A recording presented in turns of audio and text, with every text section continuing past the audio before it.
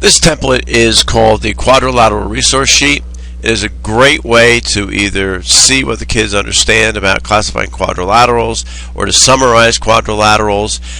Notice there are no sides marked, and so you talk about them appearing to be certain shapes.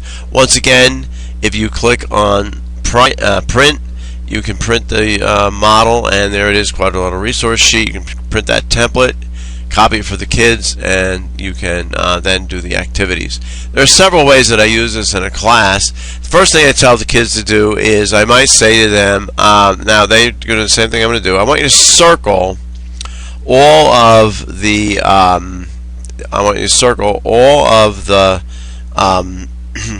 shapes 6 through 10, and then I want you to tell me what is the difference between shapes 6 through 10 and all the other polygons or all the other quadrilaterals that are on the sheet.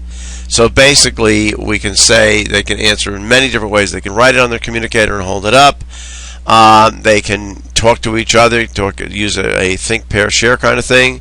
But point is that we want them to either say they all appear to be trapezoids, or you could say that they appear to have exactly one pair of parallel sides. So the fun part there is then if you say that they're trapezoids, or you've established that there are only quadrilaterals on the sheet that have exactly one pair of parallel sides, you could then have them highlight the parallel sides.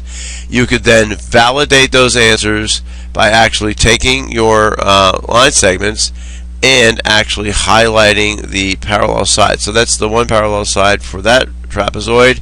You can bring them over here, and you can have kids do this obviously on the smartboard as well, but you really want them to hold these up so you can see if they really know where those parallel sides are. If I wanted to get real fast here, I could just clone those and not make them the whole length, but just move them up there.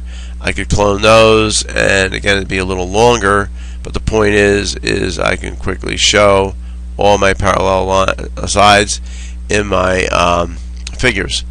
So they're exactly one pair of parallel sides. Okay, so let's get rid of those so we can start over again, have the kids erase that. Now what I'd like the kids to do is I would like you to circle all the parallelograms on the paper. So you could either use one big circle, or they could circle each one individually. But the point is, to enclose all of them, it's numbers 11 through 20. Those are all parallelograms. And again, through questioning, you can establish why they're parallelograms. Obviously, they are parallelograms because they have what opposite sides are parallel. And we can clone that. And that's one pair of parallel sides. And then you can take the other color, and you can highlight that and show that that is two pair of parallel sides. What a great way for kids to see this. And you can highlight every one of them, but the point is there's two pair of parallel sides in every parallelogram. So the next question that you really want the kids to think about is, if they're all parallelograms, what's the difference between these parallelograms at the bottom here? If I just circle these and highlight these, this is a set of parallelograms that are different from the parallelograms that are up here. So the question is, what is the difference between the two of those? And hopefully you bring out the fact that numbers 16, 17, 18, 19, and 20 are rectangles because they have what? 4 right angles. Then, of course, the next logical question to ask is, what's special about shapes number 17 and shape number 18? And basically, the answer, of course, is that they are what? They are both squares, and you can point out that they are both squares. You can also talk about what's special about the ones at the top of the page. If I get rid of these now, and basically, if I look at quadrilaterals 1 to 5, what's different about 1 to 5 than all the other ones that are on the page? And of course, those are quadrilaterals that have no pairs of parallel sides, but they are quadrilaterals. You can go into concave quadrilaterals by looking at number 1 and 3. You could talk to them about, do any of these appear to be congruent? Are there any shapes on the board that look like they're congruent? It's like, is number 8 and number 10 congruent, or is number 1 and number 3 congruent? If you want to, you can highlight these shapes and see if you can get them to match.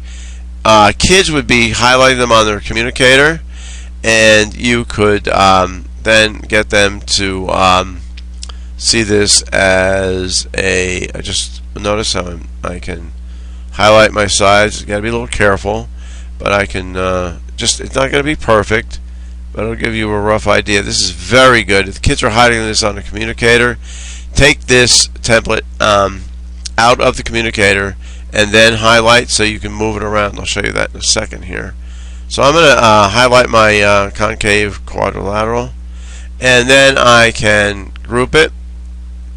And basically, after I group it, I can then take this and I can either clone it, or I can take this one and slide it over. But I'm just going to clone this one, and I'm going to move it and rotate it. Now I'm moving the communicator around to show this with the kids, but on this one I just slide it over.